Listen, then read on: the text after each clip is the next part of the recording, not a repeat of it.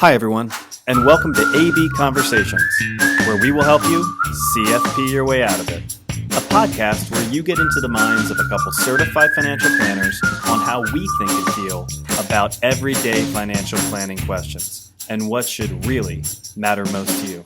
A healthier financial life starts now. Let's chat. Let's talk. So today we're going to talk about 529 plans, and I think, or at least college education expenses, and how in our world we certainly hear a lot of questions or a lot of interest from the grandparents who want to help cover those costs or contribute to plans on behalf of their grandchildren. So I think part of our role is to try to lay some groundwork, the pros, the cons. There's many different ways to go about that, and we're just hoping to share some of those highlights on what works best, some tips and tricks to look out for, and just share some general education. Yeah, I think we experience it a lot where clients get most excited when talking about their grandchildren. So there are many different ways that I think they could go about helping. And I would say generally, the whole domino effect of certain decisions is not really understood. So I think it's really important for us to go through what some of those dominoes are. And I would start right off the bat with whose asset is it? Right. So I'll give a little background and then maybe you can give me your thought. Sure. Most times when some child is going to go to school, there's going to be a FAFSA form filled out, right? Free applications for federal student aid. There you go. I think, I don't know. My mother would be disappointed. So that's going to get filled out, and that's basically the formula that says what kind of aid is the student potentially is available to them. And there's this massive formula. We won't get into the details on parents' assets, parents' income, students' assets.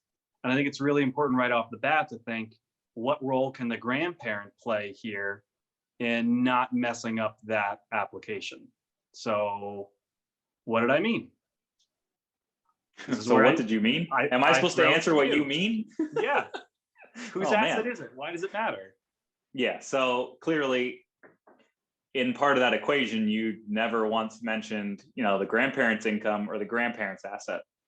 So that's, I guess, Bingo. distinction number one.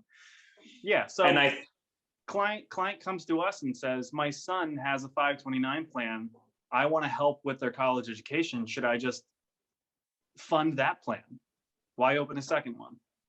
Yeah, and I think that's what we see. That's the most common, right? Your child, who now has a child of their own, the grandchild, starts the 529 plan for their own child, and then that's just easily the vessel to contribute to. It already exists, right. And that's just the path of least resistance. Let's just contribute to that, build that account over time.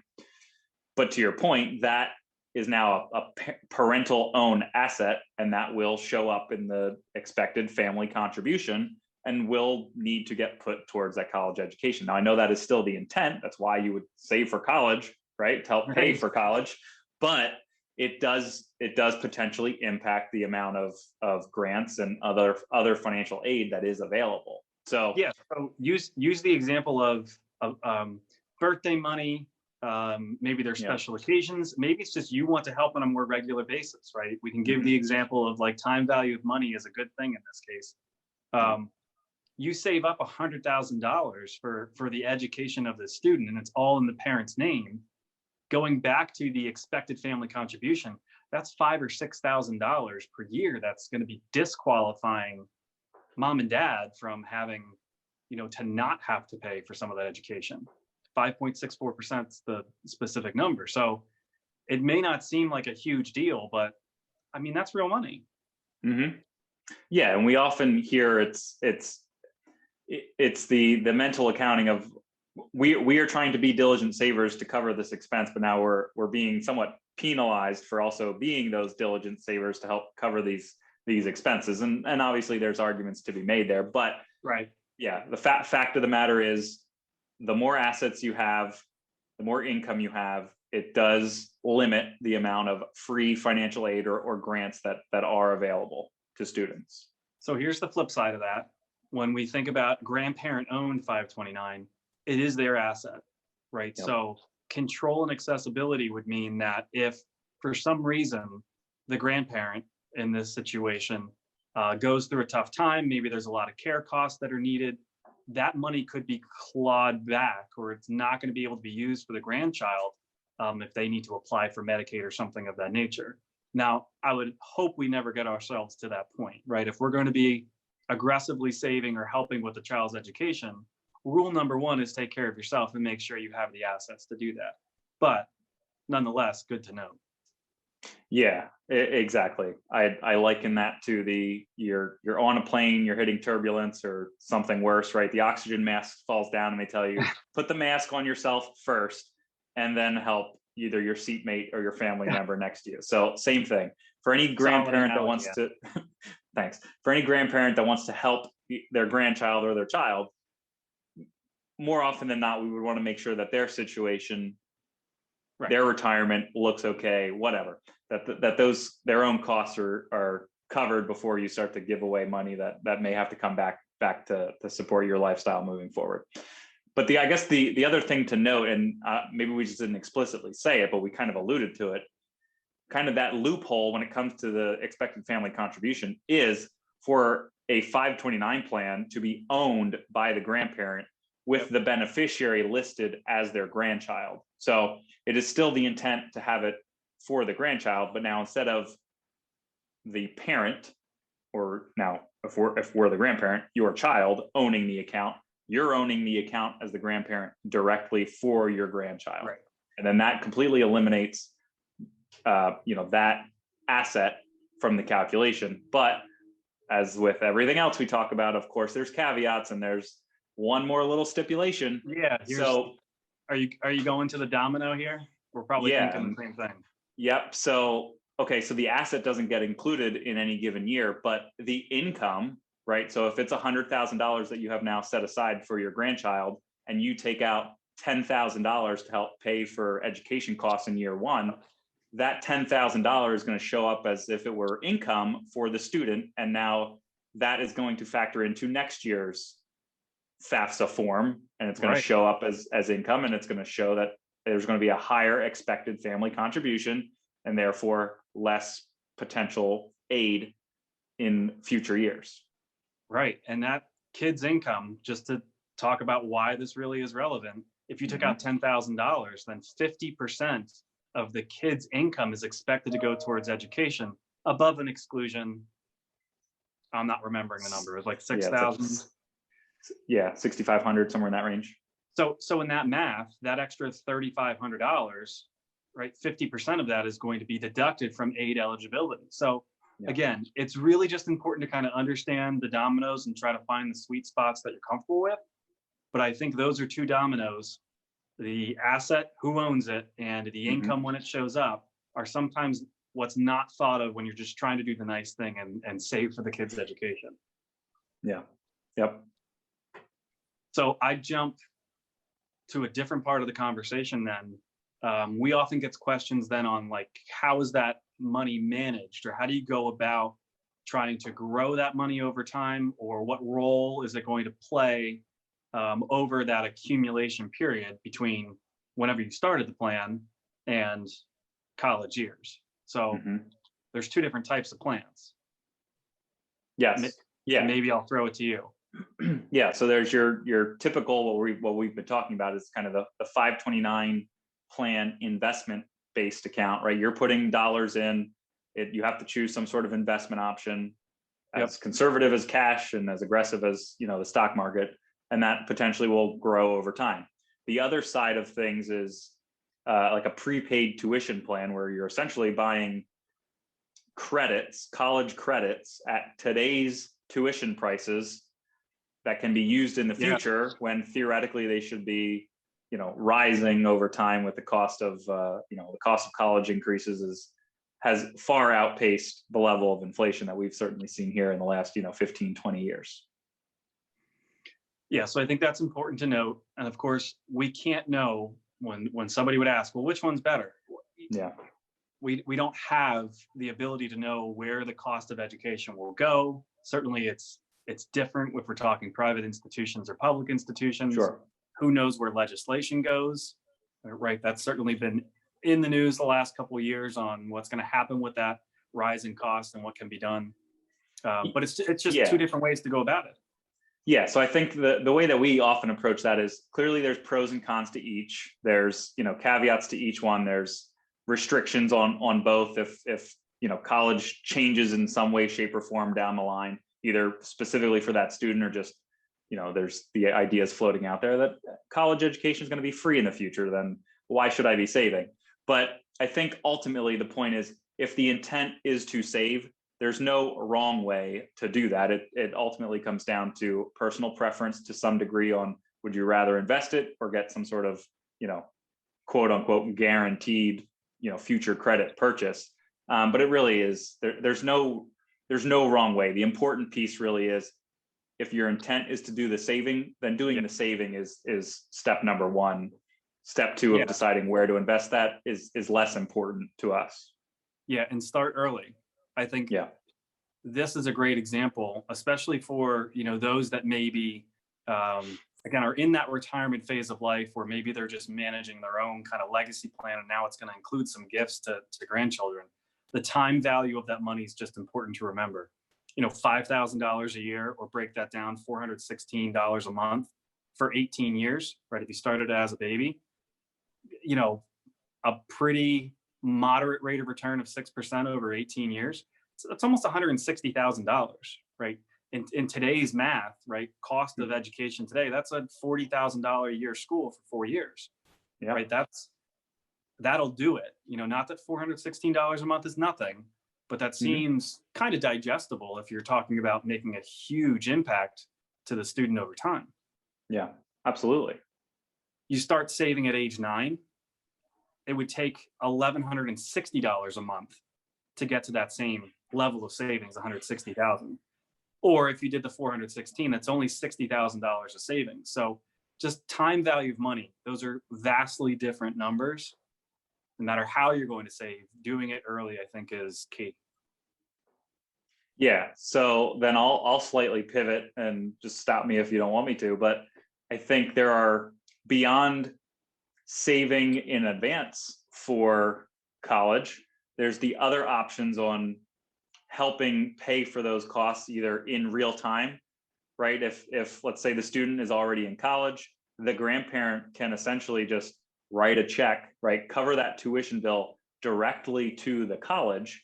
Yeah. And therefore that doesn't show up in any calculation anywhere. By the way, if you're making the check directly to the institution, then that's not a gift for IRS gifting purposes, right? It's never going to the child. It's on behalf of, for the benefit of the child. So that's one way that if grandparents or anyone wants to help fund a college education, there's no saving, right? You're not getting any tax benefit for doing that, other than avoiding potentially some gifting rules.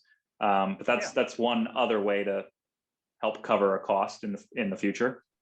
Yeah, and there's certainly situations that we come across every year in helping our clients where we pretty much say, hey, your legacy plan is set, right? Your job now is to efficiently get rid of these assets, right? And that's a really nice way to do it because, like you said, it doesn't go against that annual gift exclusion.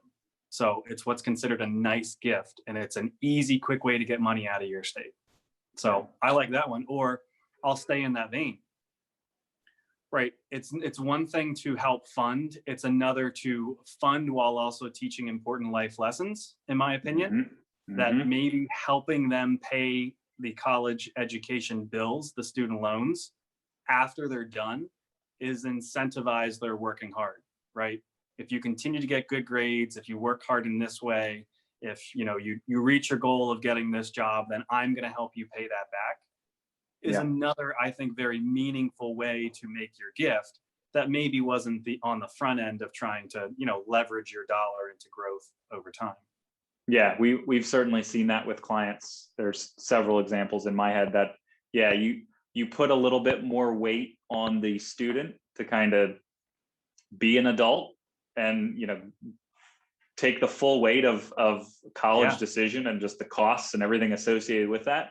And then, by the way, at some point in the future, if that means helping them pay that off, that's just a happy surprise to them down the line. Yep.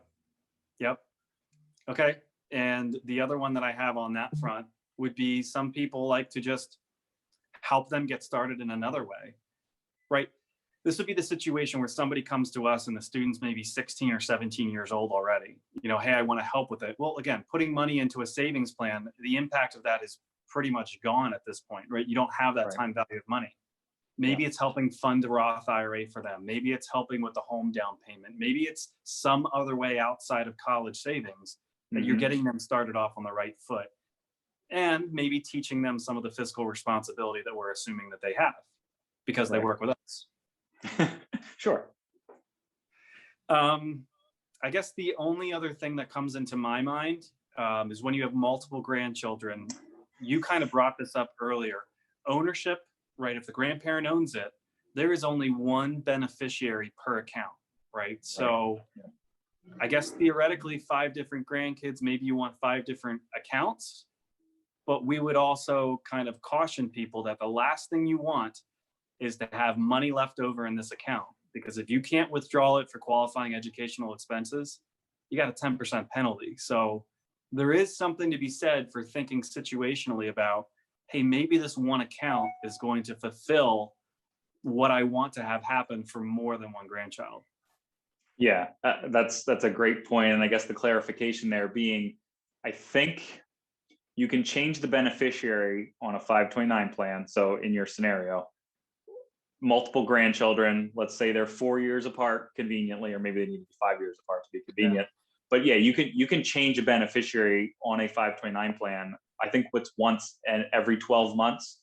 So theoretically, right, one child graduates, you can change the beneficiary on that same plan to now the next grandchild going through college, and it's still all within that one account. Yep. And you're getting that growth over time without having to start multiple accounts. It's just another small thing to note with 529s, that you can essentially in perpetuity keep changing the beneficiary, and it can last forever theoretically, right? If at some point you pass away and now you can pass the ownership on to your child, and now they can own this account if there's money still in it for their grandchild, you can keep passing it on. Now at some point, I'm assuming it's going to get spent, but that it is a nice feature that is completely different than any typical retirement account or non-retirement account, that you can continue to change the beneficiary designation to essentially allow someone else to use those funds in any given year. So I think the big takeaways are, think about how you want to go prioritizing helping them, right? And that may be saving on the front end. And if it is, I think that takes a broader conversation, not only with these dominoes that we're mentioning, but in coordinating efforts with the parents, right? Let's try to be smart about who's going to own the asset, whose income it's going to be, and how that's structured leading up to that time when, those FAFSA forms need to be filled out. But on the back end, there's certainly many ways to make these gifts and many impacts that can be done. So, if it sounds like a lot, give us a call. We've gone through it a couple times. Yep. Anything else to note? No, sir. All right. Once again, thank you for your time and your expertise. Likewise. Thank you.